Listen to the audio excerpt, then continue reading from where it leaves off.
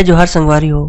अगर आप मन ला हमार वीडियो पसंद ही तो वीडियो ला लाइक करो और चैनल ला सब्सक्राइब जरूर करो। और हाँ, बेल आइकन ला जरूर दबाओ ताकि हमार नवा अवैया वीडियो आप मन ला सबले पहले मिले। जय जोहार, जय छत्तीसगढ़।